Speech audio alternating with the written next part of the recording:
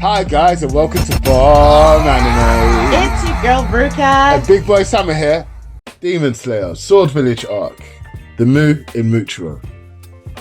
He's basically getting a bunch of memories back in this episode. His dad again gives him the extra little bit of strength to carry on when the poison needles are doing their worst. He needs to battle all these extra demons that are coming out of the woodwork, and he remembers something that his dad had said to him, and then he starts to remember everything that happened, that he lost both his parents on the same day because his mom was suffering from some mysterious illness and his dad was off getting herbs in the middle of a storm to ease her symptoms, and he ended up falling and dying, and the mom ended up dying of her illness as well. Muchiro is actually not the same as he is now. He was very kind. He was very timid. He wasn't sure of himself. The confidence that we get from the Muchiro today and the Muchiro back then is very different. And his brother Yuichiro was more like the Muchiro today. We also see that he was prone to blackouts, which is probably why he has a memory issue. Again, we weren't really told how he lost his memories. It was very interesting to see that sort of juxtaposition of both of those versions of Muchiro. Yeah, we did speculate about this when we were discussing his memory problems in the first instance, and I was saying that it seemed like he doesn't really have much of a personality since he's lost his memories, and that it seemed like something more was going on. This seemed to make me think that I was right when I was thinking that. I mean, I don't think you're wrong, but again, we haven't got enough evidence. But what I speculate, did he become more like his brother in order to protect himself? Was it like a defense mechanism where he needed to completely change his personality if he was going to live in this sort of environment of constantly killing, constantly being the target of people trying to kill him and just being, endangered 24/7? Let's be honest, his mother and his father dying didn't necessarily put them in danger. It just made them feel grief, but they were still cutting wood. They were still surviving. The only moment that we saw Muchiro actually have a decision that was life or death to make was when that clawed demon came into his house and his brother stepped in the way, and then he blacked out. I thought it was a brilliant piece of story writing, not showing us the fight, but showing us the aftermath of what happened in that fight. It really impacted the story for me. Yuichiro. He is the pessimistic twin. He believes that their dad's teachings were stupid because it didn't help him in life. He ended up dying anyway. And he believes that his dad's actions were also equally stupid. If his dad had not gone out into that storm, they would only have lost their mom instead of losing two parents. And this is what Yuichiro believes, and I actually think he's correct. If his dad hadn't gone into the storm, he would have lived. The mom would have still died regardless of what they did for her. It seemed like it was a long-standing illness that she'd been battling with no cure. But that's a very black and white way to look at things when you're removing emotions and things like that. This was a family. Obviously, he wants to keep his wife alive. In this episode, I saw more grief from Yuichiro than I did see from Muchiro. I saw justification of why did this happen to us? Why did I lose both my parents? The reason why I lost both my parents is because they were stupid. The dad was stupid for going out in the storm. The mum was stupid for not resting enough. And that's me justifying this is life. Then I saw the despair and anger from him when he finally snapped at Muchiro when Lady Amane came in and said, yo, you guys are actually descendants of swordsmen and you can come and fight demons with us. And then Muchiro was like, you know what? We should do it. We should go and help others. And he goes, who the hell are you?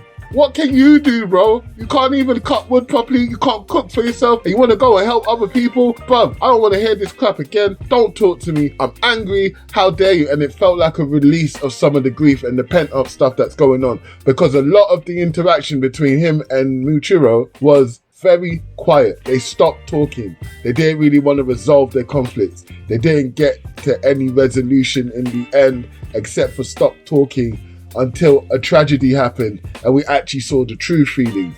I mean, my guy did not hesitate to jump in front of a demon to save his little brother. He lost an arm. It looked like he lost a leg as well. he was basically left for dead. But again, that showed the love he still had for his brother. Yeah, he was harsh. Yeah, he cussed his brother out. And he had to go into super logic mode in order to keep his sanity and justifications and defend his mental state and his survival. So I get it.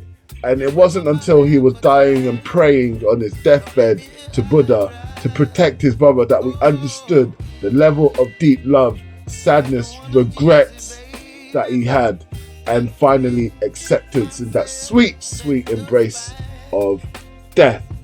I agree with so much of what you just said. With Yuichiro, he is harsh, he is angry, but he is trying to hold on to the little family that he has left, and he's trying to keep everything together. He understands the harsh reality waiting for them, but he's young and he's already learned the helplessness of trying to stop bad things from happening. And that was when he was telling his mom to slow down, when he was trying to stop his dad from going to the storm, and then again with Muchiro trying to keep him on the straight and narrow in his mind. But he's still a child, having to act like an adult, but he's still treated like a child because he is. It's so aggravating for him, especially Muchiro's optimistic view, because he can see the past about to repeat itself again with his brother. And instead of them being able to talk it through, it's just a boiling point, really. And then, like you said, death happens. Look, I feel like the first protection that he did was try and tell Muchiro that they were stupid and this is the right way to go about it, and they being his parents, obviously. I think the second main protection was when he drove Lady Amane away with water and started chucking water and told her to F off, basically. Because at the end of the day, in his head, he was protecting his brother from going to do the stupid actions, like Ruka said, that his father and mother made in order to stop their survival. Look, grief happens in a lot of ways, and not everyone deals with it the same. I literally just told you that I saw more grief from Muchiro than I saw from Muchiro. But that did not mean that Muchiro wasn't grieving. I mean, my guy effed up a demon with an axe and a hammer, it looked like. Do you get what I mean? So obviously there was grief there. They were both handling it differently. Muchiro was more denial and Yuichiro was more pragmatism in its ultimate form that you can expect from an 11-year-old. It was very telling that these two personalities were very distinct, but the familial love was there, because let's be honest, you're not grieving for people that you don't know or care about. That is just the facts of the matter. And for him to feel so strongly about incompetence and the silly actions of his parents means that he really, really cared, and his family world has just turned upside down. Also, another thing, when he decided to tell Muchiro that the Mu in his name means incompetence and useless and all these other synonyms, I thought, bro, what the F are you doing? This is not necessary or helpful. But again, this was him projecting his own self onto his brother and the grief taking him over. It was actually brilliantly written without telling you explicitly what was going on. I thought that was beautiful. Hit the subscribe button and don't forget to hit the bell for notifications. And if you want even more content, hit us up on Bum Anime Insta. It's the place to be. I feel like we have actually been following Yuichiro this whole time and not Muchiro. And that's because at the very end, we had the inside thoughts of Yuichiro. He was already apparently passing away, I guess. But we had his inside thoughts saying about how Muchiro was really the one who was the better brother and that he was trying to protect him, and he was saying all of these things. He's not a main character or a character that's been in this show at all. We've barely seen him apart from in this episode, and even those parts, like you said, almost all of it was completely silent. This last bit actually sounded like it was coming from the inside of current Muchiro's head as well as his memories. I feel like he's either somehow disrupted his memories and he's remembered the sequence of events incorrectly when it comes down to him and his brother, especially because they're twins. And loads of media like doing this thing where they explore the closeness of twins and the inner workings of the twin mind. I sort of have a feeling that Muchiro actually passed away, and in order to protect himself, Yuichiro has taken on his brother's personality. But then he's also had the memory issues, and as he's remembering, he's choosing to keep his brother alive because that's who he wanted to live. Did he really jump in front of his brother and have his arm cut off? Or was he too slow? I mean, how was he faster than a demon at 10 years old with no training? They've only cut down wood. But we're supposed to believe that he was fast enough to jump in front of his brother and take the hit? That is very peculiar. Okay, so if I look back and take it from the point of view that really and truly this Tokito that we've been following is actually Yuichiro and not Muchiro, that could actually reign true. The personality as well. It's exactly the same. Right. The arrogant, well, he wasn't really arrogant as No. a kid. It was more, the utmost belief in logic. And that's the only way I can describe it. It's probably the wrong way of thinking about it, but I get it. It's the way that it's coming across. The way he prioritizes things Yeah. and people. And his thought process as well. Actually, you know what? You might be right, But I could be totally wrong. I mean, it's a wild theory, let's just say that. It is very wild. But also, I do like the idea that if your theory is correct, and at the end when we said, what is the meaning of the Mu in Muchiro? And he goes, you get infinitely stronger when you're fighting for others. It ties it all together. It does make it sound correct. I mean, there are holes in this theory. Of course. We saw one brother talking to the dad and not the other, and Yeah. so on and so forth. However, if you look at it from that point of view, yeah, you know what? You might be onto something, Ruka. You might be onto something. Lady Amane, Kaguya's wife, goes to find Muchiro and his brother after their parents died. Why and how did they know where they were?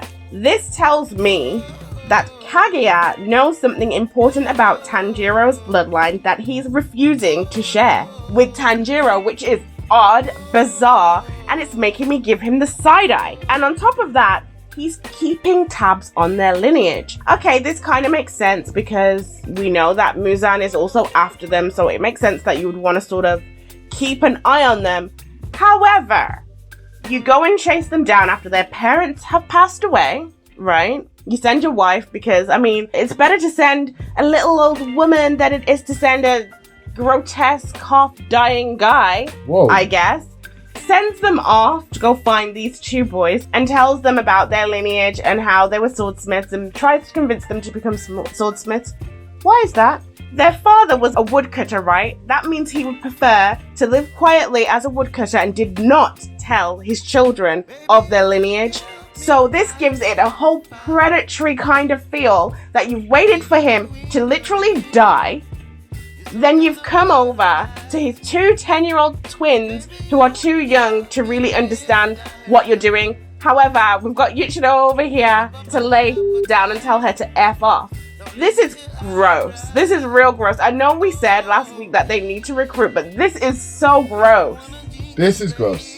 I'll take you one step further. Kaguya knew where they were. Right? And did not protect the family. Did not protect the mum and the dad. The mum is ill, dying, and the dad is there woodcutting and going into stores to try and find shit. Because that's not their job. No, I get that, but I'm sure you want some healthy, straight-minded, proper kids that are going to go into battle for you, not loose cannons who are suffering from trauma. No, that's the best way to get them out. What are you, the US Navy? All armies do it. Yep. You sent Yu Tomioka to go and take on Muzan, by the way. Can we remember that in episode 1? He said, I am sorry I am late. Because who was he going to face? Muzan, when he slaughtered Tanjiro's family. Kaguya, if you're sending one Hashira to go and take on the King of Demons, you're a little bit scary as an individual. And just because you smile and are a little bit nicer about it, I, like Ruka, I'm side-eyeing you hard. Because you've done some things here that are not very proper. Yeah, it's making me want to know what Kaguya's true motivations are. And why is he hiding things from Tanjiro when he so freely shared it with the Tokito brothers?